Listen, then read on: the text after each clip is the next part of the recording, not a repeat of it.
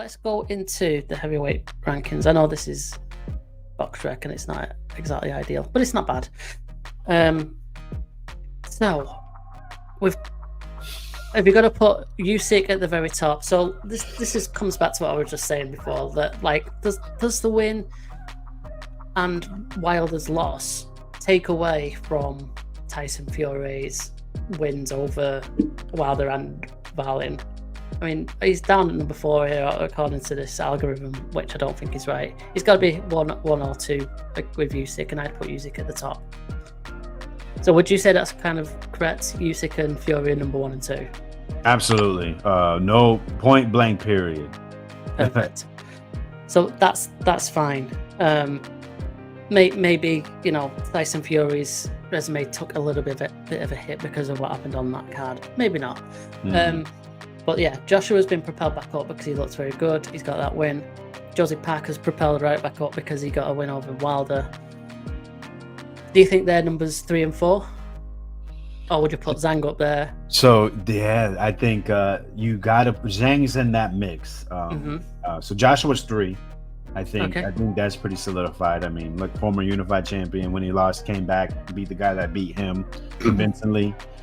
You know, former world champions on his record, former world challengers. I mean, I can go on and on, right? So I think he's still so yeah. Usyk, Fury, however you want to put him 1 and 2. Joshua number 3. Now, when you get to Parker, Zhang, me personally, because right, common opponent, Joyce. Joyce battered Parker. Zhang knocked him out twice, right? I don't forget the Jerry Forrest fight with Zhang. Exactly. Now, you know, now we go to reasons, excuses. COVID times, had COVID, they said, was dehydrated. You know, he dropped the guy 3 times, didn't finish him, got a draw. Point blank period. Parker has 3 losses, right? So he lost to Joshua, not a bad loss. He lost to Dillian White, which was a close fight. Yeah. And he knocked him down at the end. Yeah. They knocked each other down. Dillian White, never champion, but is a multiple time. No. He's not a multiple time title challenger, but been a contender a long time in the division. And then the Joyce ass whooping. Zhang has the contested loss with Herkovich. Yes. Which we need to remember because he could be up and around these spots as well. Herkovich, maybe slightly untested, but he's got the win over Zhang. Contested though. I think Zhang's the hotter name. Parker has the better body of work. So it's tough, man. Personally, if you max them up, who wins? That's the best way to determine that one. I don't know. Yeah, this is an impossible task. We didn't have to have a definitive. Me personally, Joseph Parker. Parker just showed you what he can do against someone that's tall, that's long. He's been in there with, like I said, he's been in there with the Anthony Joshua at Joshua's apex. You know, the last apex we've seen, right? He was undefeated against. He was undefeated that Parker. I'm sorry, yeah, both of them were undefeated. You know, I think that was the first time we've seen Joshua go to decision, if I'm not mistaken. Yeah, I think so. Yeah, man. So, yeah, give me Joe Parker. I mean, what he just did against one of the biggest punchers in history, dominate him. Yeah, I'm going Joseph Parker, and then I can go Zhang or Zhang or... Okay, what you've just done there is what's called recency bias, which is fine. So you disagree? No, I think it's nearly impossible to call. But to be honest, if they fought tomorrow, Zhang versus Parker, I'm picking Zhang. Okay. I don't blame you. Yeah, and I don't blame you for picking Parker either, to be fair, if you would. I think Dubois is definitely one last thing to tilt it. He trains with Tyson Fury, who's 6'7", 6'8", and 280 pounds. Bam. That's true. That is actually fair. Okay, so Caballal and Dubois, I think that'd be a good matchup next. So interesting is that I'm looking at the ring top 10.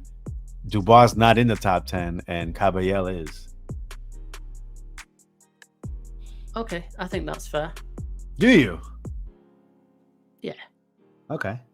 Is it because of the losses? Yeah, I think so. Yeah. Yeah. And Caballel's just had that. It was a risk, and it's paid off for him. I know that you could say that maybe Makhmudov isn't quite as good as everyone feared, but maybe feared. Yeah, he still probably is feared, and I don't think anyone's going to be rushing to face him still.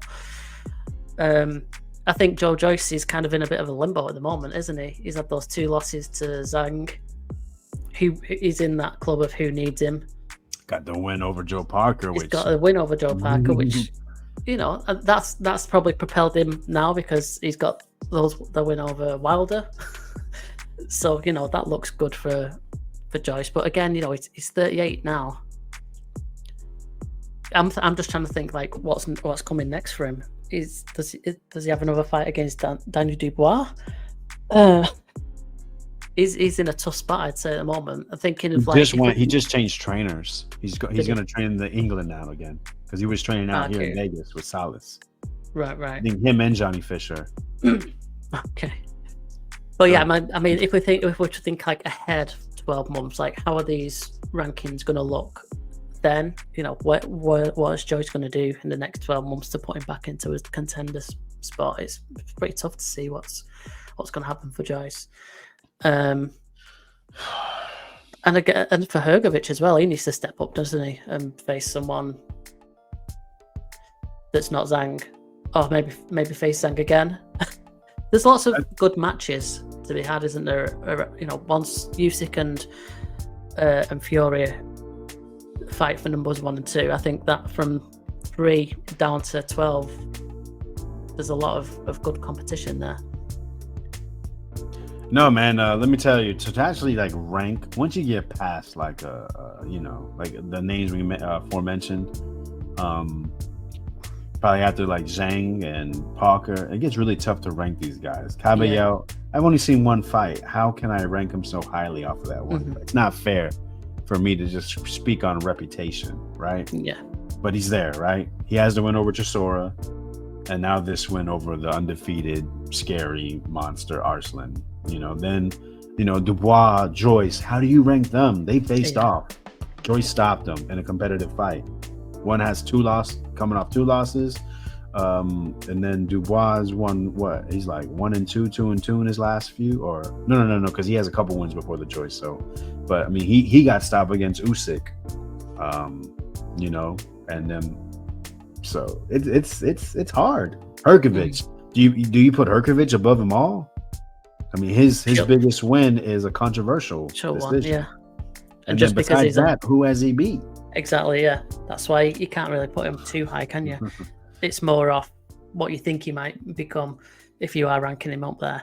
So yeah, I mean, I'd say like the heavyweight scene isn't like the best in terms of the ability of these fighters, but I think it's hugely competitive and it makes for potentially interesting matchups. Hopefully we're going to get some of them and they all start facing each other. How do you think Jared Anderson's going to do? Because he's the big hope, isn't he, for America? Absolutely. I mean, it's just him.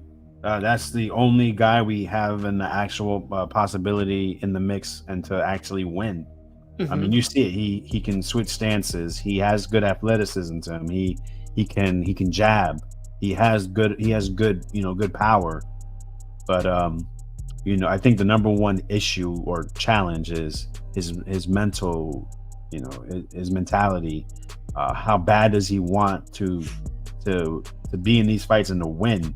And what type of fights is he looking to get into? Because from the words that we hear, it's he wants to make the money. Okay. The money are usually into the better fighters. And then you have Anthony Joshua versus Francis Ngannou and, Fury versus Ngannou that happened. So, is there something else in the horizon when it comes to the future of Jared Anderson that can take away from the competitive spirit of fighting compared to the money route? So, yeah, I think Jared Anderson is definitely the biggest wild card when it comes to it. Wilder still has the power, but you have to, what's going on in that camp? What kind of yes men? What kind of mentality is being built there? So that's basically it. I mean, do we claim Frank Sanchez? We might have to right now, US. Well, yeah, I mean, he's another one that's potentially. I'm not sure if he's quite got the skills to be right up there. I don't know. He's looked all right so far. Is he just the next Luis Ortiz, possibly? Martin Bacoli is kind of lingering around. He was massive last time, wasn't he? I've just got too many buttons. Knocked out Carlos Takam, yep. Takam in 4, yeah. But he was huge, wasn't he? Yo, what's crazy is that he created a GoFundMe about going and pursuing his heavyweight championship dream. Only got like $40-$60 and took it down. Just don't fucking get it, man. It's like, wait, they want us. Who wanted to fight Bacoli? They said he turned down a fight. Oh, Michael Hunter, because they fought before. That's the one loss on Bacoli. And Michael Hunter's like, what the hell? Like, we could have had a Saudi fight. And that's another name, Michael Hunter. He seems to have fallen off the radar on the planet since, I guess, the Jerry Forrest split decision in 2021. He looked pretty good a while back. Gave Alexander Povetkin a fight. Nah. Maybe his heart's not. Didn't he fight Usyk too? Or no? Hunter, did he? Or no? Is that his loss? Yeah. That was his loss. Look at that. Back in 2017. Back at cruiserweight, that. Yeah, no, he was a highly skilled guy in the amateurs. Actually forced a stoppage against Andy Ruiz in the amateurs as well. Yeah, okay. That's a name that was not even on the list because he's not fighting. Who isn't, sorry? Andy Ruiz. Oh, Ruiz, of course, yeah. Obviously, because they put active fighters up on here, don't they? Yeah. So again, Ruiz, where does he fall in that mix? I guess he's in that 3 to 10 club. Is he? I mean, if you're not fighting, is that fair to everybody else? I hear you. I mean, he'd be competitive against those guys, wouldn't he? That was what I meant. But yeah, where do you rank him? It is interesting. So yeah, apart from Jared Anderson, he's going to start taking some risks at some point soon. I mean, Daniel Dubois has taken some risks and he's got a few losses, but he's right up in the mix. Jared Anderson's got to start coming up there. Ajagba, that's another name that's kind of a bit on the resurgence after that loss. Could he have a future around the top of the division? Yeah, I mean, Fabio Wardley, he's looked okay recently. He got a good win last time. Who did he beat? He beat the other UK guy. David Adelaide. Yeah. Adelaide, yeah. So that was a good win. Looked pretty good on that one. He did. He looked really good. Shout out to Wardley. They keep talking about him against the Eraser, but I don't think that's ever going to happen. No.